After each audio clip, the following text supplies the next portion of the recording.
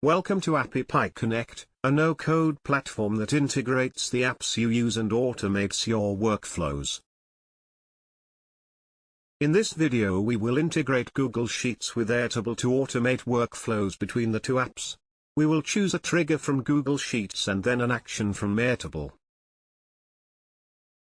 Please watch the video till the end. Start by selecting Google Sheets as your trigger app. Next, choose a trigger event. This is the trigger event that will initiate the flow in Connect. Select the one that will fit your needs. Now select Airtable as your action app.